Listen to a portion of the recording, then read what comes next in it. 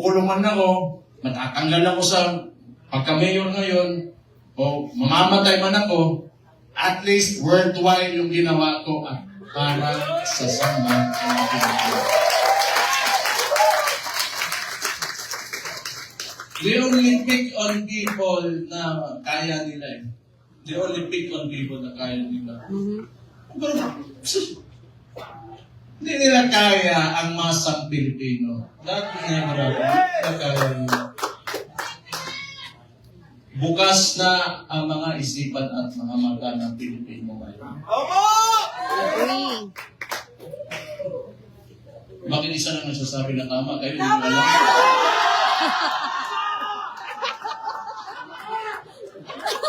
Energy level 10 nga daw eh. Instructions.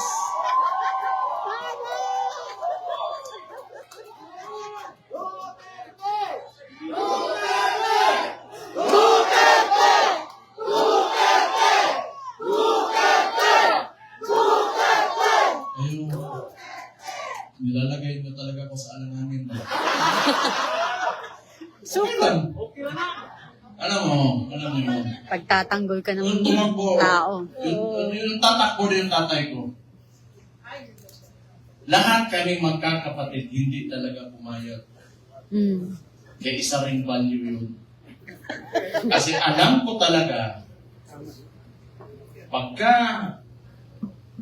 nahamon yun, ibibigay niya talaga buhay niya para sa inyo. Kaya hindi kami pumayag.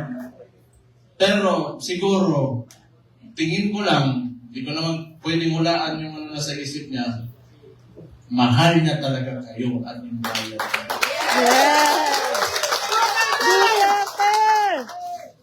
Kaya ngayon, pagka pumupunta ako ng Netherlands doon sa detention unit, kinakausap ko, can never imagine someone would, like an actual individual in front of me that would actually give away his freedom and his life for his country. Tama. Kahit tatay ko siya, I am so amazed. And I am very, Proud. honored that he is my father. Yes.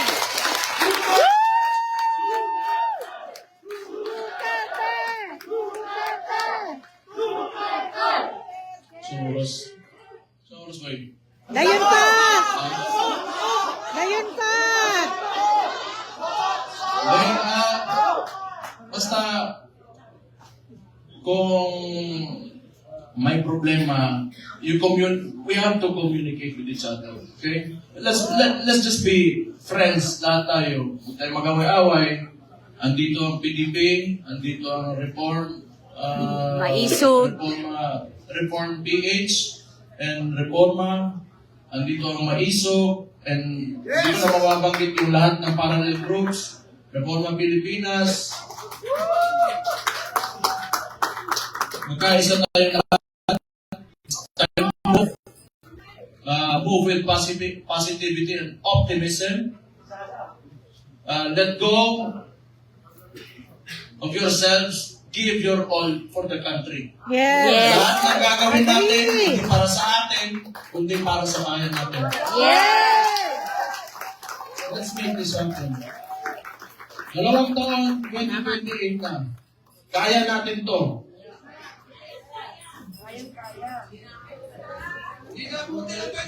The surveys are telling.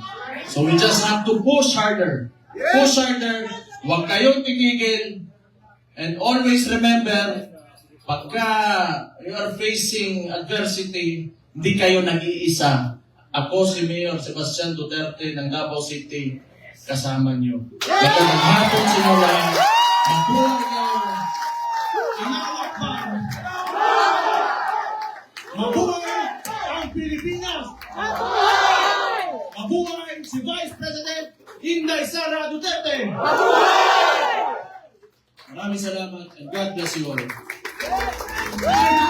you so much!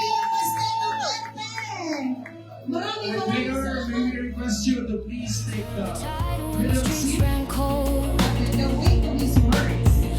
fought the darkness, Okay, at brave this and point, we would bold. like to also call Not for representatives praise, of the not for Foreign fame, PH and the just a Speaker heart that Devon lives Alvarez, faith. Now the and winds also howl, Secretary Mike and the sky Defensor. turns The other gray. side. It's our We time to also want rise, to no time request to delay. our senators, Stand for him, congressmen, like he stood for our us. leaders, Through the chaos, through the dust, he held the line. Now it's our turn. Stand for him, let the fire So burn. it's empty that we will No be more witnessing the signing no of this more fear. coalition, alright?